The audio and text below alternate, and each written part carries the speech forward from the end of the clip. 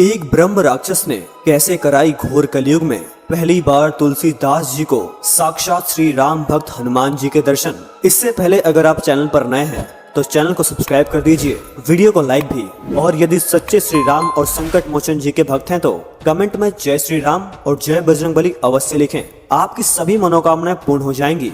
एक बार गोस्वामी श्री तुलसीदास जी ने एक सूखे खड़े सुनसान जगह पर एक पेड़ के जड़ में पानी डाल दिया। उसके बाद उस पेड़ से एक बहुत ही भयानक ब्रह्म राक्षस प्रकट हुआ और उनसे बोला, चिंता मत करो तुलसीदास, मुझसे भयभीत होने की कोई आवश्यकता नहीं, मैं तुम्हारा कुछ अहित नहीं करूंगा।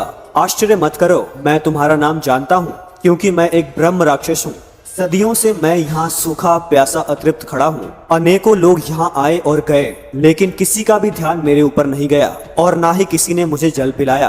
तुमने ही ऐसा क्यों किया तुलसीदास? तो तुलसीदास जी कहते हैं, दया धर्म का मूल है, पाप मूल अभिमान। तुलसी दया न छाड़िए, जब लग घट में प्राण। दया ही सभी धर्मों का मूल है और अहंकार सभी पापों की जड़। इसीलिए शरीर में जब तक प्राण है तब तक दया का त्याग नहीं करना चाहिए। तब ब्रह्म राक्षस तुलसीदास जी से पूछता है, अन बोलते और अपने स्थान पर जड़ रहने वाले वृक्ष हो तो भी, क्योंकि इस सृष्टि पर सभी प्राण और सभी जीव उस परमात्मा का ही तो भाग है। तब ब्रह्म राक्षस तुलसीदास जी की इस बातों को सुनकर प्रसन्न होकर कहता है कि तुमने मुझे जल से नहीं बल्कि ज्ञान से भी तृप्त कर दिया है। कहो, मैं तुम्हारी कौन सी इच्छा पूर्ण कर सकता हूँ? तुलसीदास जी कहते हैं कि आपके वचन सुनकर अच्छा लगा ब्रह्म राक्षस, परंतु मैं किसी भी मोह माया से परे हूँ। फिर ब्रह्म राक्षस तुलसीदास जी से कहता है, जैसे मुझे तुमसे जल चाहिए था वैसे तुम्हें भी तो अपने जीवन में कुछ चाहिए होगा। तुलसीदास जी कहते हैं, आपने उचित कहा, आपकी भांति मेरी भी एक प्यास है। यदि आप में वास्तव में इतना सामर्थ्य है ब्रह्म राक्षस जी, तो मेरी एक सहायता कीजिए, मेरी वो प्यास बुझा दीजिए। प्रभु श्री राम के दर्शन की प्यास, मुझे उनके दर्शन करवा दीजिए। तब ब्रह्म राक्षस हंसते हुए बोलता है कि नहीं तुलसीदास, अगर मुझमें श्री राम के दर्शन करवाने का सामर्थ होता तो मैं ब्रह्म राक्षस की योनि में क्यों भटकता।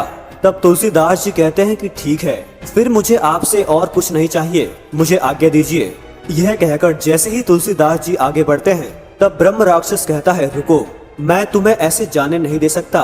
भले ही मुझ में इतना सामर्थ्य नहीं, किंतु किसी में तो होगा, कोई तो होगा जो तुम्हारी इच्छा को पूर्ण कर सकता है और मैं उन्हें जानता हूँ। इस कलयुग में मात्र एक वही है जो तुम्हें तुम्हारे प्रभु श्री राम से मिलवा सकते हैं। वो कोई और नहीं, स्वयं भक्त शिरोमणि अंजनी पुत्र श्री राम दूत श्री राम भक्त हनुमान जी हैं।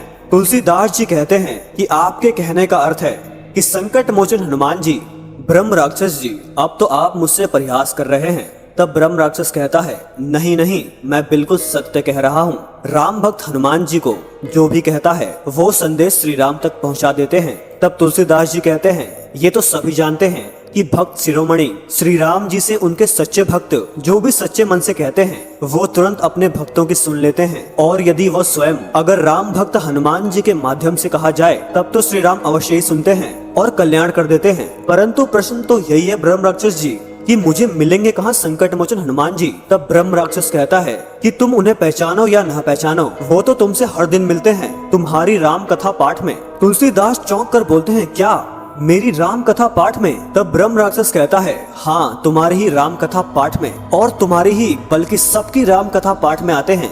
कोई भी राम कथा उनके बिना पूर्ण नहीं हो सकती।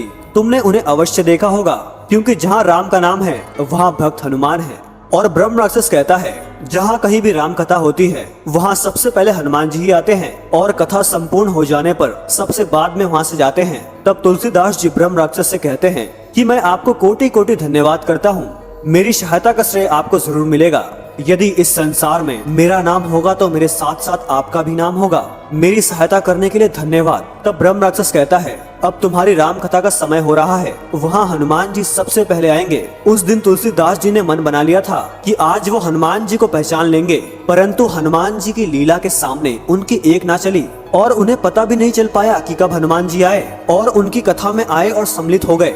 उसी समय तुलसीदास जी एक वृद्ध व्यक्ति को देखे और श्रीकांत से पूछते हैं कि श्रीकांत, ये वृद्ध सज्जन कथा में कब पहुँचे? तब श्रीकांत उन्हें बताते हैं कि सज्जन पुरुष तो हम लोगों से भी पहले ही विराजमान है। तब तुलसीदास जी जयकारा लगाते हैं कि बोलो जय श्री राम लखन जानकी, जय श्री राम भक्त हनुमान की, और कथा का आरंभ करते हैं। और कथा संपूर्ण हो जाने के बाद सभी श्री राम भक्तों को प्रसाद बांटते हैं। तब तुलसीदास जी देखते हैं कि ये क्या, हनुमान जी तो श्रीकांत से प्रसाद लेकर चले गए। फिर हनुमान जी दूर जाकर एक वृक्ष के नीचे बैठकर कहते हैं कि अब मैं शांति से अपने प्रभु का प्रसाद ग्रहण करूंगा। तुलसीदास जी मन ही मन कहते हैं कि मुझे विश्वास है कि हनुमान जी अभी कहीं गए नहीं हैं, वो यहीं पर कहीं हैं। और फिर वहां से प्रस्थान करते हुए भक्तों को वापस बुलाते हैं। कहते हैं कि इससे पहले कि आप सभी यहाँ से जाएं, क्यों ना पुनः हम फिर से एक बार श्री राम नाम के जयकारे लगाएं। और फिर से श्री राम नाम के जयकारे लगाते ही जय श्री राम, जय श्री राम, जय जय श्री राम। तब हनुमान जी कुछ दूर पेड़ के नीचे बैठे गंभीर स्वर में जयकारा लगाते हैं, जय श्री राम, जय श्री राम।